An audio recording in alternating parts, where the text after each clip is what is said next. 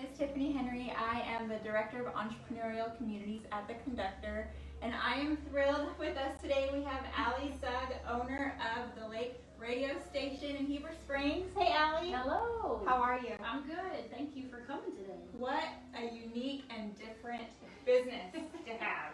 Yes, yeah, a radio station is something unique. It's not something that everyone could just go, hey, you know what, I'm going to open a radio station. But it is something that I feel like every town needs is a local radio station.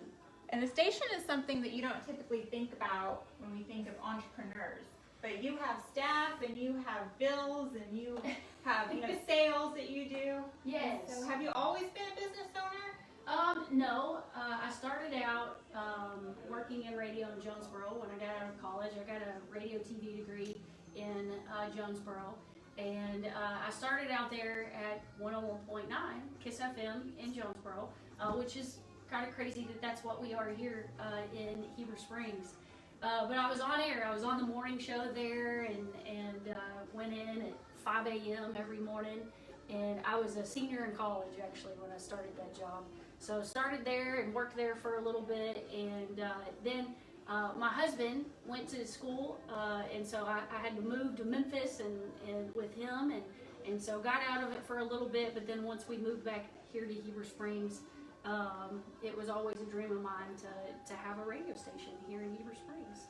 And so how do you do that? Do you just say, you know what, it's time, I want a station, I'm going to rent out or buy or, get an adorable space and just press play, or how does that go? No, yeah, so I was actually working for my dad. It started out, my dad has a radio station in Clinton, so I watched him have the local radio station there. He has a trading post program that is huge there. And so listened to him on the radio growing up, and he would let me do a few commercials and a few things talking on the radio. So I followed that path, but I also have an older sister as well that went that path as well. And so she is she's been on the radio, but now she's on TV. She works for Channel 11. THV 11 is Ashley King, the host on The Vine. And so I had those two to really walk in their footsteps ahead of me. And when you look at a radio station, I was working for my dad in sales. So I was his sales manager and selling there at his station. I was driving back and forth to Clinton every day. I did that for 7 years. And it got to a point where I had my first child, and I was going, okay, I don't know if this is going to be able to keep going this way because he's going to start school soon, and I don't know if I want to be in Clinton while my kid is here in Heber Springs. And we started, there was a radio station here called KWW 100.7, and we saw that it moved. It sold and it moved to another town. And then actually the radio station that I was on in Jonesboro, it was moving to Memphis, and it was coming down to a 100,000 watt station to a 50,000 watt station. And so we just started saying, hey, does that open up airwaves for a station here in Heber Springs? And when you see that, all you could do is email people that are a lot smarter than me, engineers, that could look at frequencies and airwaves and determine that. And we emailed him, and he's in Virginia, and he starts looking at it, and he goes, actually, that opens up a 25,000 watt station right in the middle of Heber Springs with those stations moving. And it was actually a 3-year process from then to get it on the radio. When you do that, you get that, and then you have to hire an FCC lawyer that can do all the paperwork, and then you do all the paperwork to determine everything that a 25,000 watt radio station, brand new radio station, is going to come into this location, and then they put it on an auction for anybody to come and buy the license. You're just buying the license to build a radio station. Okay. So we actually filed the papers, and it was a year later that they have an auction. So, lots of things are going through your head at that point, and you see, I think there was 5 or 6 people that had paid the minimum to get in on the auction, and there were radio station owners that had a lot more money than me and had been in the business a long time So I really thought my chances of getting this, after I've done all this work to get it to this point, I'm not going to get it. And it just happened, you know, we start the auction and it goes like 32 rounds of going back and forth, bidding on it. They would outbid me and I would outbid them. And there was one point where I said, okay, I'm done. And I think I called my preacher. And I said, what do you think? You know, and he said, bid on it. And I called a couple of other broadcast owners that I know here in Arkansas, and they told me the same thing. And they really put it in perspective for me, you know, okay, yep, you're going to spend a little more money, but think about this in the long term. And really were great. It was great to have those people to just be able to call and say, okay, you've been doing this for so long. What would you do in this situation? And so they said go for it. And so I did. And when I made that final bid, he didn't bid again. The other guy didn't. And so with that, I got basically the permit to now go and build the radio station. So lots of other things have to go through with building a radio station. You have to find a place to put a tower. So we bought 6 acres out in Ida and put up a 350-foot tower. But before you can put up a tower, you have to have archaeologists come out and dig and make sure that they don't find anything. And then, you know, Indian reservations, you have to pay them for the rights to be able to put up the tower. You have to make sure there's migratory birds that aren't coming through. It's a lot. Wow. Yes, the FAA had to, you know, clear us so that the airplane wouldn't fly into it. So there were lots of regulations, and of course the FCC is the main one. So we are federally regulated through the FCC. But it was a long process. So pretty much exactly from 3 years when we filed the papers with the FCC, we were coming on air here in Heber Springs. That journey is so much more intense than I realized. Yeah. So this is a great example of needing like an ecosystem of people around you, from your support system, like your preacher, to the engineers who could give you insight, to the archaeologists who could dig. Yes. But how great, though, that you now have a radio station in your hometown here, with your children going to school here. That's right. And you have a great mural here, which I feel like is a testament to your connection to the community. To the local community. Yes. Yeah, and that's what the artist, Jason, he knew. He listens to us. He's in Searcy, and he listens to the radio station. And so he came in with this drawing about, you know, the Panthers and Sugarloaf Mountain and the lake and, you know, the radio aspect of it and the headphones. And I was like, I love it. Let's put it on a wall. Yes. So it really does just tell the story, I think. And so did you get to pick 101.9, or how does that work? No, you don't get to pick. It's basically, you know, when you're seeing radio stations move, where that frequency is available is just where the airwaves are available. And so 101.9 was just where there was space at on the dial. And so I think that's another example of why this is meant to be, because it's circling back to, I know, yes. yeah, where I first started in radio in Jonesboro on 101.9, and then that's the station that we have here. And then another thing, you know, people always wonder about call letters. You know, Yes. You know, all the radio stations on this side of the Mississippi have a K, and all the radio stations on the other side of the Mississippi have a W. And so when you go to the FCC website, you just put in K and then 3 letters to see if it's available. That's the only way to do it. And I probably put in thousands of letters. And I just happened to say one day, I wonder if KSUG for my last name is available. And it came up, and I was like, oh my gosh, it's available. But I thought, no, I'm not going to do that. I'm not going to do that. So I put in KHEB, KHBZ, you know, anything for the lake, LKE. You just put them in and see if it's available. And finally, when it came down to it, I was like, it's going to be KSUG. Because that was the one that made the most sense and was available. Yeah. So that's awesome. How you do it, though. That's awesome. Well, show us around the space, because this is really quite a bit bigger than I was thinking too for a radio Yes, station. yeah, and really you can put a radio station anywhere as long as you can get your signal to your tower. And my husband's office is below, and so we just decided to put it up here, and it was space available that was being used just as storage. And so we just decided, hey, this is big enough, let's make a radio station out of this. And so when you walk in, this is where my salespeople sit. So, and then we have a little conference room in the back. And then we have, just as you're going down the hallway, my office here. Yes. I love the theme. The Yeah. lake theme. Yes. And then you'll see the lake theme. And this room right here is the production room where we do our commercials or any programming that we have to do.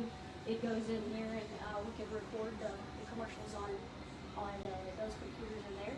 And then this is the studio in here. So.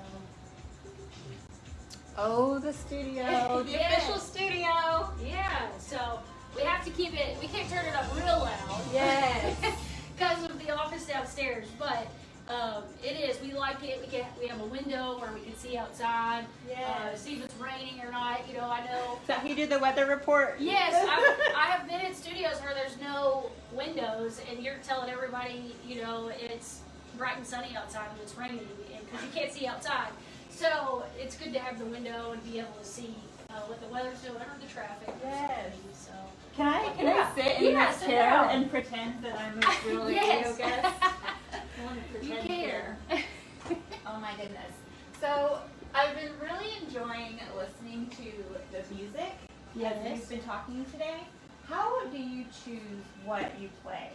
So that was probably the second hardest decision that I had, because you don't know, you know, what's going to work. And actually I had the chamber help me here at in Heber Springs, because I called her and I said, I have a hard decision to make. How do I know what kind of music to play? And they sent a survey out. And it had a couple of questions on it, like what kind of music do you listen to? And it was like a multiple choice. Do you listen to country? Do you listen to classic hits? Do you listen to gospel, Christian? I mean, it was every kind of genre on there. And we got about 300 replies back. And we knew country was going to be number one, just because of the area we're in. But there's already so many country radio stations, and that's really the only radio station that they can get in this area. So we said, well, we want to do something different. So we know country's getting in here. Let's do classic hits, because that was second on the list, and it was only like a couple of percent behind country. So that's how we decided to do country music. But it was the chamber that helped me. And then, you know, when I got the results, I also called other programming guys that are in different markets and said, what would you do with this? What do you think? And they all said, I think you need to do classic hits. So that's how we picked classic hits.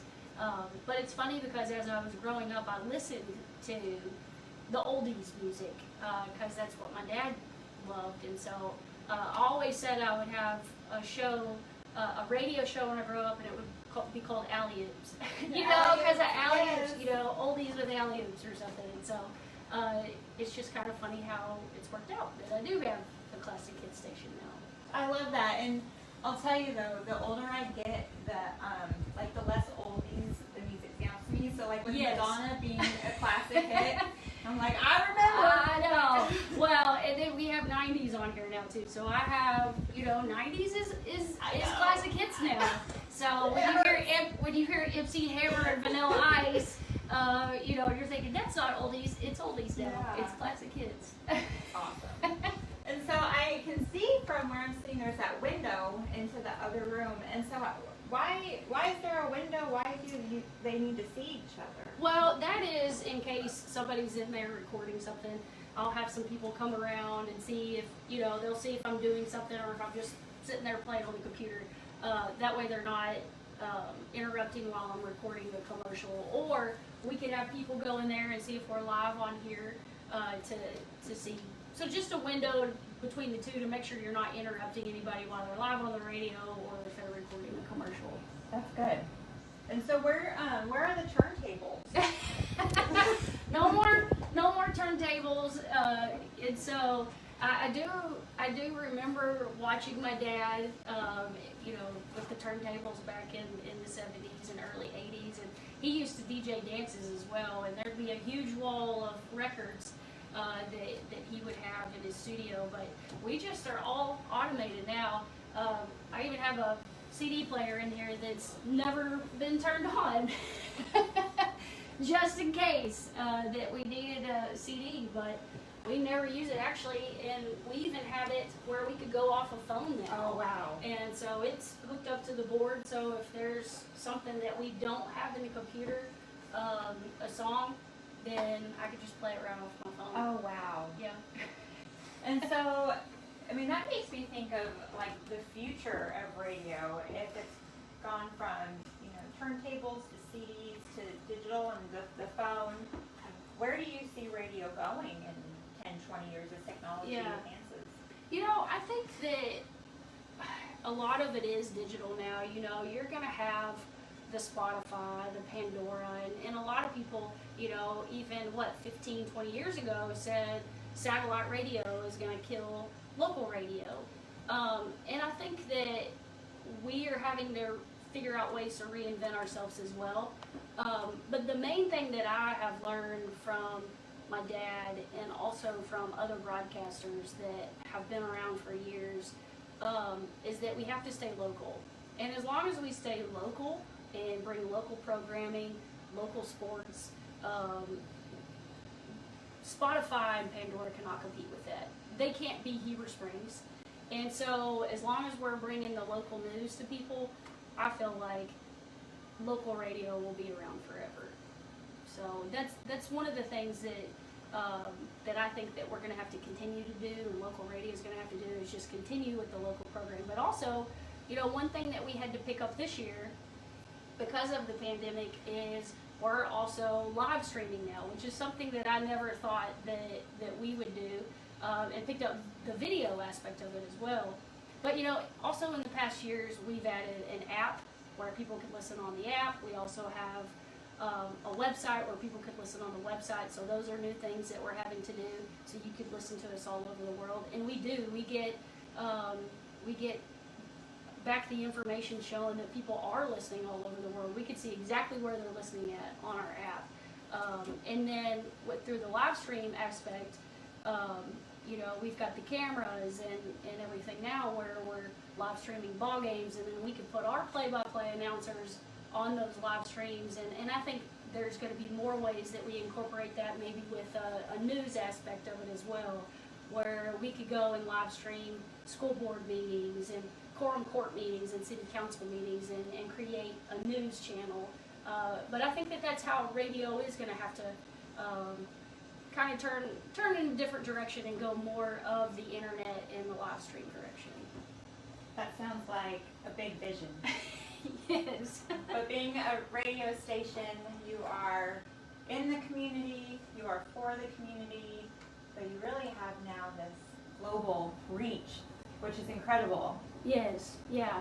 It's a big reach, I mean, when you think about it. And there's even technology coming out that your phone automatically hooks up to CarPlay in your phones, and if you have our app on your phone and you drive outside of our distance, it will automatically connect to the app in your car.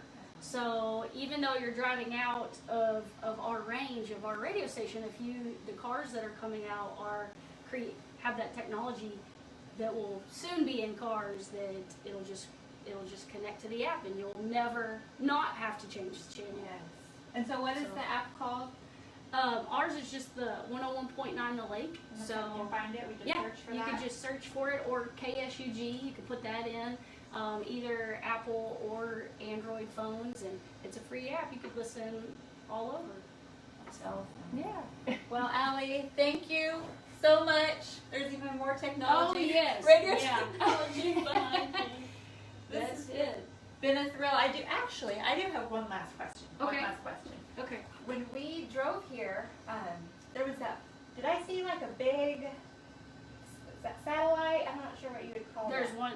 We have a big This satellite one? dish Yes. up there. Is that yours? Yes. And Yeah. But that's different than the tower that you were Yes. describing. So that's where we have a lot of our programming come in, like our DJs that are coming in because we're automated a big part of the day. So their programming is coming in through that. But like ARN News, they send their programming that way as well through the big satellite dish. So yeah, we have another satellite dish that's on the back of the building, and actually because our tower, there's mountains all over here, so our signal cannot just go straight to our tower in Ida, so we have to shoot our signal to another tower on the top of this mountain up here, and then it shoots it all the way over to Ida.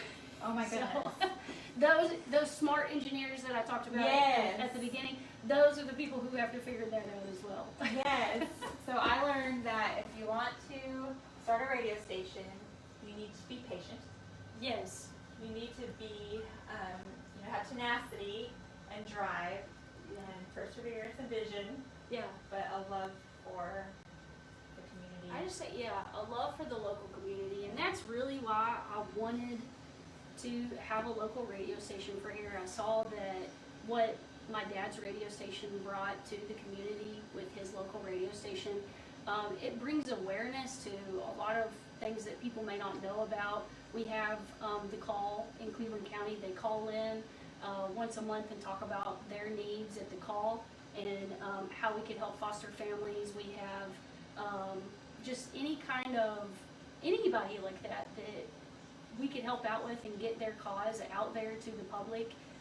That's what we want to do, and we try to have people come in once or twice a week to talk about different events that are going on in town and be a part of those events if we can. So that's why we do it. It's just the love for the community and to get that information out to them and to be a part of it and make it better if we can. That is so awesome. Well, thank you so much for your time today. Yeah. This has been a thrill. If people want to learn more about the radio station, they can look for the app, but where else? Yeah, we have a Facebook page we're very active on, 101.9 The Lake, and we also have a website as well, just 1019thelake.com. Awesome. So Thank you, Ali, that's and it. thank you everyone for joining us on Startup Stories today. Have a great day.